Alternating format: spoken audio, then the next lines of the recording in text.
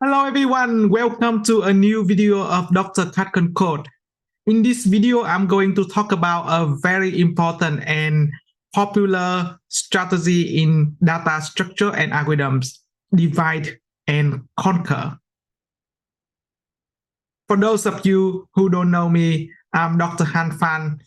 I have been programming for nearly 2 decades and I have been working professionally as a software engineer. I also obtained a PhD in Australia at Monash University, and I have been teaching at multiple universities, mainly in the topic of mathematics and software engineering, AI and machine learning.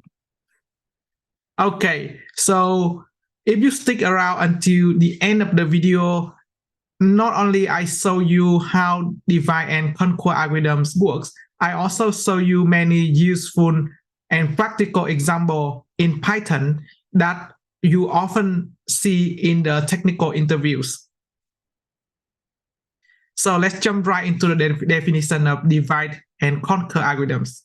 Divide and conquer algorithms divide the problems into multiple smaller subproblems in an iterative manner or recursive manner until the problem instances are small enough to be conquered.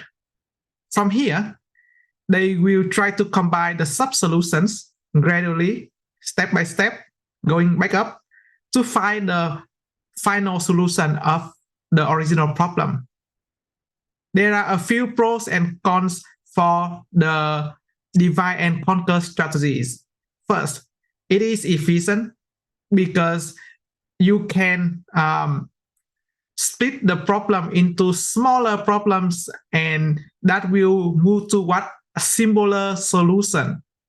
And the beauty of that is all these smaller subproblems are very similar.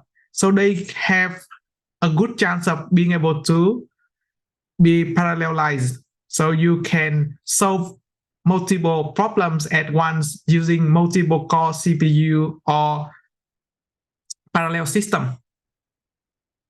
The algorithm itself is simple and modular because the three main sections or modules in a divide and conquer algorithms are divide, conquer, and combine. If you stick around until the end of the videos, I will demonstrate that in all the examples, I always use the modular structure, divide, conquer, combine, these three main modules. Okay? Cons. Not all problems can be divided into similar subproblems. That's not always possible. And because of the recursive natures of divide and conquer strategy, you need more space for storing things. Okay, so you need to put into consideration both pros and cons when you try to use divide and conquer strategy for your problem.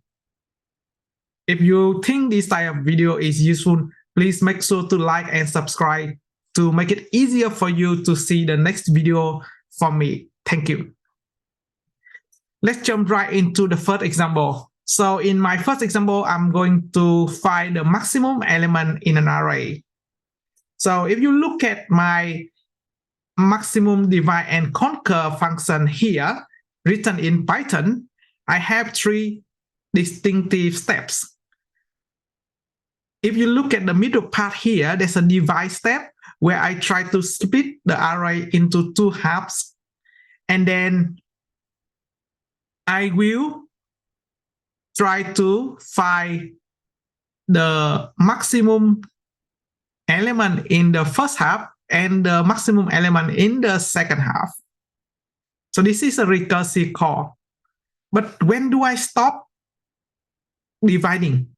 Okay, I stop dividing when I have the subproblems that are small enough. Then I just, when the array only has one element left, I just return that element. So that is the conquer part. When the subproblem is small enough, you can conquer them. And once once you have the sub-problem solution, you can use the combine step to get the maximum of the two sub-problem solution. So basically, you compare two sub-problem solution and then see which one is greater, then you will pick that one as the outcome for the higher up step. Keep going up until you reach the original problem, and then that's gonna be your final solution. Okay, the time complexity for this algorithm is O and log n. For those of you who don't know what is big O notation and time complexity, this is a very important concept. Make sure to check my video on the big O time complexity. I think my video is one of the best on the internet that explains very clearly to the beginners what is big O time complexity and why it is so important for software engineer, especially during the technical interviews and during their jobs. Example number 2, finding the nth Fibonacci number. So again, I always use 3 main modular steps that I have in my previous slide: divide, conquer, and combine. Okay, so conquer only happen when the sub-problem is small enough so that I can just return the outcome. So if the Fibonacci number is less than or equal to 1, then I can just return that number. Divide, split the problem into 2 sub-problems.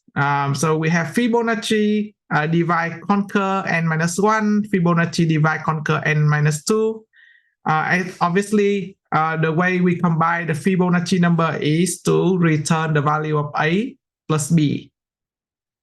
So Fibonacci number is the sum of the 2 previous numbers, the sum of the 2 previous Fibonacci numbers. So this is a very straightforward example that employ the 3-step process: divide, conquer, combine in the divide and conquer strategies. The time complexity of this algorithm is pretty high, O to the power n. Make sure to check out my video on dynamic programming to see how I would reduce massively the time complexity of the Fibonacci algorithm. Okay. But for the demonstration of divide and conquer, I didn't put any sort of optimization here where I use another strategy in data structure algorithm called dynamic programming. Okay, so this type of content is very useful and practical for your technical interview and for your technical job as a software engineer. So if you like it and you find it useful, make sure to like and subscribe to my channel to make it easier for you to see the next video from me. Thank you. The next example is a very efficient and famous sorting algorithm called Quicksort. Just a quick look at the time complexity of this one. It's O n log n, so it's much better than a lot of popular sorting algorithm like selection sort, bubble sort that have the time complexity of O n square.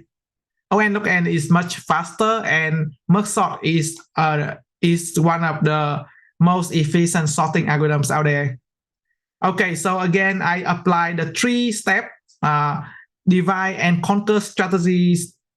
Like in the previous example, I have conquer, divide, and combine. So first, I divide the problem into 2 sub-problems by splitting the arrays that I want to sort into 2 halves based on the indexes.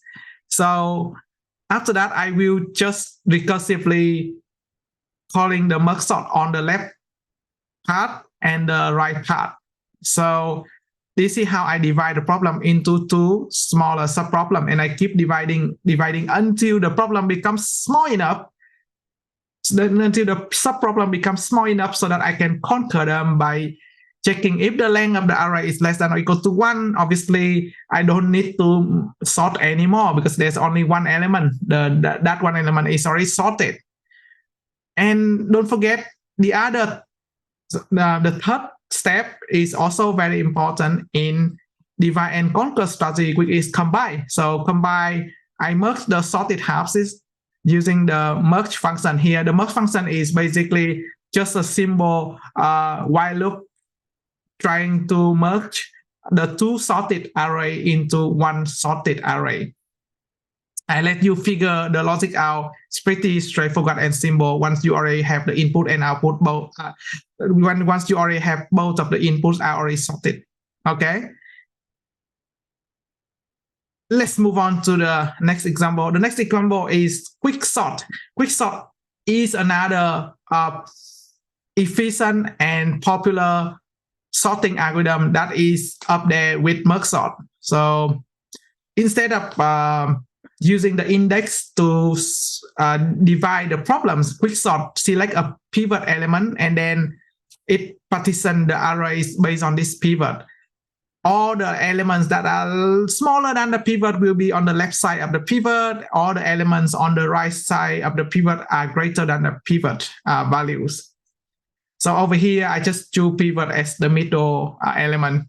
Obviously, there are different strategies for choosing the pivot.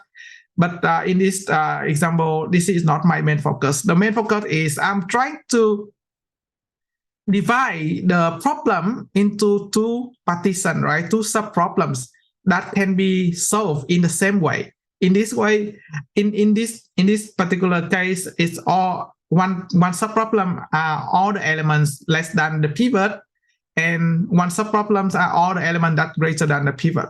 Okay?